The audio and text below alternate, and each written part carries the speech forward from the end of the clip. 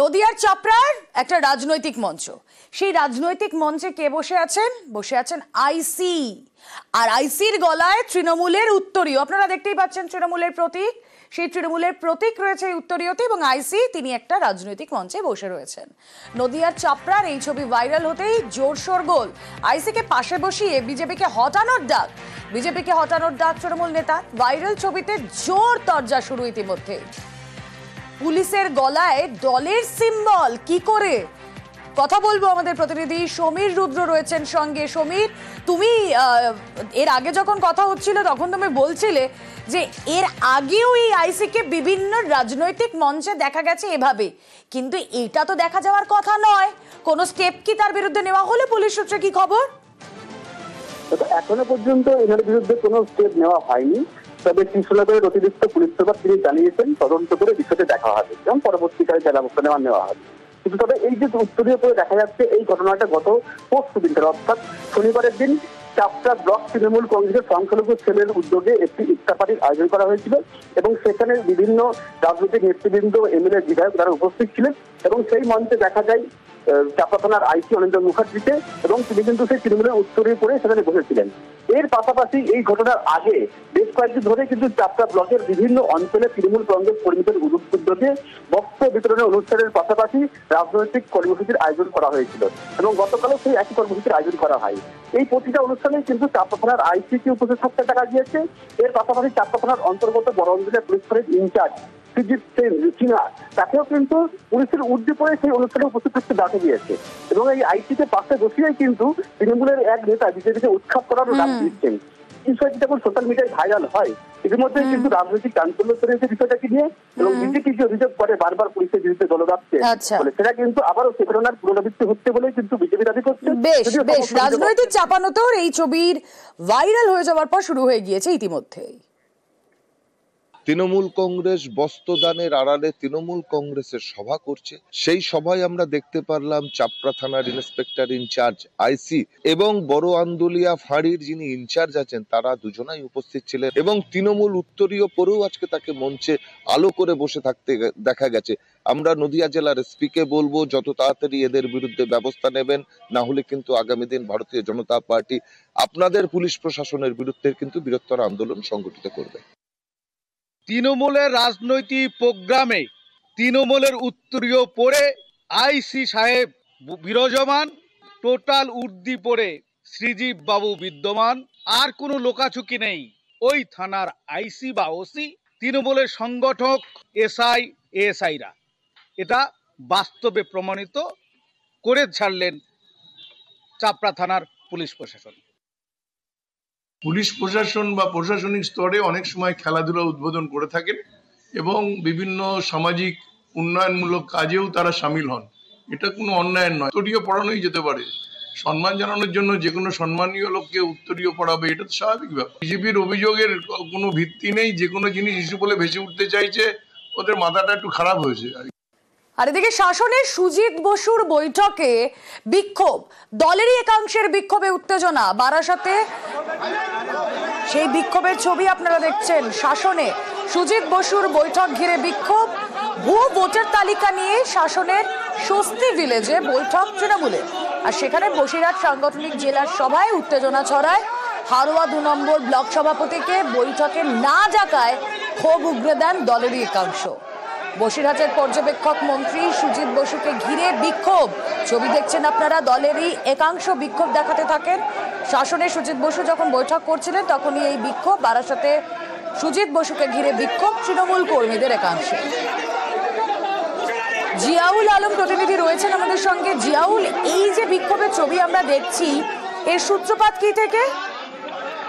একদম দেখো রুমেলা, বসিরহাট সাংগঠনিক জেলার অর্থাৎ সাংগঠনিক নিয়ে একটি বৈঠক ছিল। যেহেতু এই বৈঠকে মূলত এই যে ভুয়ো ভোটার ধরার কিন্তু যে বৈঠক ডাকা হয়েছিল, অর্থাৎ একাধিক বিধানসভা বসিরহাট, সন্দেশখালী, হিঙ্গলগঞ্জ, মিনাখা, হাড়োয়া এবং বাদুড়িয়া, বসিরহাট দক্ষিণ একাধিক বিধায়ক সেখানে উপস্থিত ছিলেন একাধিক দলের উচ্চ যারা পদাধিকার অর্থাৎ ব্লক সভাপতি, অঞ্চল সভাপতি, পঞ্চায়েত প্রধান, এই ধরনের সবাই উপস্থিত ছিলেন।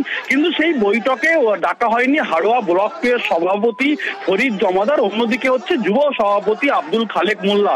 কেন তাদেরকে ডাকা হয়নি, কিন্তু তাদের অন্যান্য ব্লক সভাপতিদেরকে ডাকা হয়েছে, অন্যান্য প্রধানদেরকে ডাকা হয়েছে, কিন্তু যুব সভাপতি এবং ব্লক সভাপতিকে কেন ডাকা হয়নি, এ নিয়েই কিন্তু এই ফরিদ জমাদার এবং আব্দুল খালেক মোল্লা সুজিত বসু মন্ত্রীকে ধরে আর কি, অর্থাৎ পর্যবেক্ষক এবং মন্ত্রী তিনি তাকে ধরে বিক্ষোভ দেখান। তার একটাই দাবি যে তিনি বিজেপির দালাল, অর্থাৎ বিজেপি যারা ভোট করেছেন, যারা আগে বিজেপির পদাধিকার ছিলেন, বিজেপি কর্মী সমর্থক, তাদেরকে ডাকা হচ্ছে, কিন্তু যারা ভোটের সময় বুক চিতে লড়াই করেছে তাদেরকে বৈঠকে ডাকা হচ্ছে না বা তাদেরকে ডাকা হয়নি।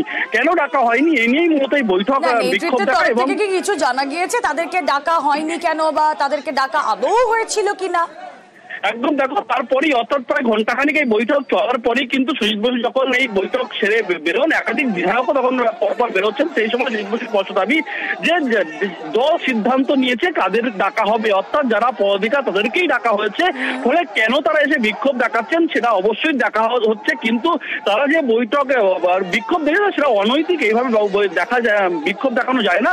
জানি ইতিমধ্যে একটা সরগর পড়ে গেছে, ইতিমধ্যে কিন্তু পুলিশ, শাসন থানা পুলিশ গিয়ে অবস্থা নিয়ন্ত্রণ আনে, কিন্তু যেভাবে এই বৈঠক ঘিরে অবস্থা অপ্রত্যাশিত। ধন্যবাদ।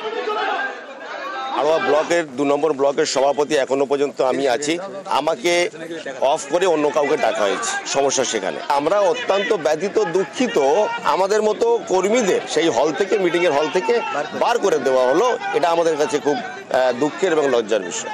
এটা জেলার মিটিং, জেলায় যারা নাম আছে তারাই এসছে মিটিং, এর বাইরে অন্যদের থাকার মিটিংয়ে কথা। কেউ যদি লোক নিয়ে এসে মিটিংয়ে মনে করে জোর করে ঢুকে মিটিংয়ে ভুল কিছু করবে, সেটা ঠিক হবে। কালনায় স্কুলে উত্তেজনা, স্কুল গেট এবং প্রধান শিক্ষকের ঘরের সামনে ব্যাপক বিক্ষোভ। স্কুলের এক অশিক্ষক কর্মীর বিরুদ্ধে অভিযোগ, অশিক্ষক কর্মীর বিরুদ্ধে শ্লীলতাহানির অভিযোগ।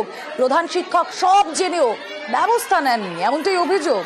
বিক্ষোভে পড়ুয়া, অভিভাবক এবং অন্যান্য শিক্ষকরা। স্কুলের চক্রান্তের শিকারের অভিযোগ, এমনটাই অভিযুক্তের অভিযোগ।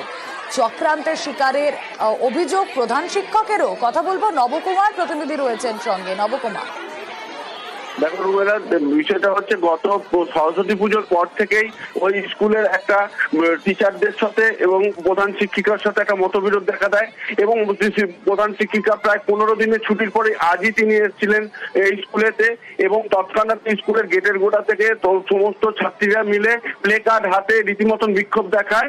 তাদের যে অশিক্ষক যে কর্মী আছেন তাদের সাথে দুর্ব্যবহার করেন এবং তাদের সাথে ব্যাড টাচ করেন, এবং বিভিন্ন বিষয়ে তাদের সাথে খারাপ ব্যবহার। এই বিষয়ে প্রধান শিক্ষিকাকে জানাবার পরও কোনো রকম তারা সদুত্তর পায়নি, এই দাবি তারা করে ছাত্রীরা।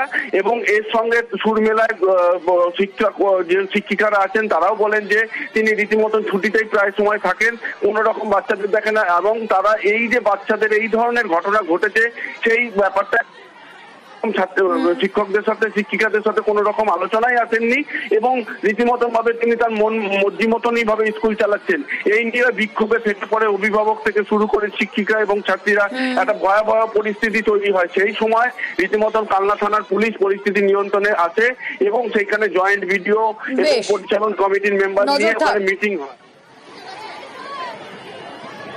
আমরা এখানে অভিযোগ করছি যে আমাদের স্কুলের সুকুমার দা বিশাল ভাবে মানে সমস্যা ফেলে দিচ্ছে, যার জন্য আমরা ওনার কাছে কোনো বিষয়ে জানার জন্য যেটা ভয় পেয়ে ওনার কাছে যাচ্ছি না। কদিন আগে আমরা এই যে খবরটা জানতে পারলাম, এই জন্য আমরা এখন যেতে চাইছি না। ভয় মানে একটা ভয় কাজ করছে, আতঙ্ক ছড়িয়ে গেছে স্কুলে। যাকে জিজ্ঞেস করবেন তাকে, ম্যামদেরকে জানিয়েছি, তো ম্যামরা বলছে, ম্যামরা ধামাচাপা দিয়েছে। বর্দি বলছে কি যে চেপে যেতে, এটাকে চেপে যেতে কাউকে বলতে না, এমন একটা বিষয় দাঁড়িয়েছে। এটা একদম ডাহা মিথ্যা কথা। এই ঘটনা দেখেন, এই যে ঘটনা ঘটেছে বাচ্চাদের সাথে, যে আমাদের ক্লার্ক এগুলি করছে, এটা কিন্তু আমরা শুক্রবার জানতে পেরেছি, কিন্তু তার আগে থেকে কিন্তু আমরা মানে টিচাররা সবাই মিলে ওনার কাজের, উনি যে কাজ করে এখানে ন্যূনতম সহযোগিতা করে না। দীর্ঘদিন উনি ছুটি নিয়ে বসে থাকে। রাইট নাও উনি মানে সিসিএল এ রয়েছে, উনি 4-5 মাস ছুটিতে আছে। এবার সেটা আমি তো অফিসে থাকি, সুতরাং আমি কি করে ব্যাক টাচ করতে পারি? এটা শিকার হচ্ছি কারুর প্রলোভনে বা কারুর ইয়েতে। এলাকার গার্জেন, পাশাপাশি দোকানদার, সমস্ত এলাকায় জানুন যে আমি আজকে 18 বছর এখানে আমি সার্ভিস করছি। হঠাৎ কেন আপনার বিরুদ্ধে এরকম অভিযোগ? এখন যেহেতু 1 মাস যাবত দিদিমণিদের সঙ্গে আমার কথা নেই, দিদিমণিরা সেখানে বলাচ্ছে না সেও আমরা জানতে পারছি না ক্লাসে। সেটা যদি আমি ব্যাড টাচ করে বুঝাই তাহলে তো কোনোদিন তাদের গার্জেনরা এসে বলবে, নিশ্চয়ই তার কোনো ছাত্রী তার বাবাকে বলবে কি মাকে বলবে, তারা আসবে, তারা সমস্ত বলছে যে না কোনোদিন করতে পারে না। আর আজকে ছোট ছোট মেয়ে, আমার মেয়ের ছেলের বয়সী, আমি 18 বছর এখানে সার্ভিস করছি, আমি কিছু না করে আজকে আমি তাদেরকে হাত দেবো? তাহলে কি আপনি চক্রান্তের শিকার? পুরো চক্রান্তের শিকার। এখন কারা করছে জানি না। স্কুল কমিটি আছে, কর্তৃপক্ষ আছে, তারা সিদ্ধান্ত নিক, HM আছে, ম্যানেজিং কমিটি আছে, এলাকাবাসী আছে, সিদ্ধান্ত নিক। না, এই অভিযোগটা মিথ্যে। যাদের ক্লাস 9-এর মেয়েরা যখন আমাকে একদিন বলেছিল যে এরকম সুকুমারদা গায়ে হাত দেয়, আমাদের ঠিক ভালো লাগে না। আমি বললাম অবশ্যই সুকুমারদাকে আমি বলে দেবো, ওদের তো পিতৃতুল্যও নেই, তাহলেও স্নেহবশত যদি কিছু করে থাকেন বা যদি কোনো অন্য খারাপ কাজই করে থাকেন, আমি ওনাকে অবশ্যই বলবো তোরাও কিন্তু বড় হয়েছিস, তোরাও একটু নিজেদের রক্ষা করবি। তারপর আমি সুকুমারদাকে বলি বিষয়টা, তারপরে মেয়েদের থেকে আবার খোঁজ নিই যে তোদের সাথে কোনো মিসবিহেভ আর কিছু হয়েছে কিনা। মেয়েরা বলেছে না ম্যাডাম ঠিক হয়ে গেছে, আর কিছু হয়নি। তারপরে আর বিষয় জানতাম না।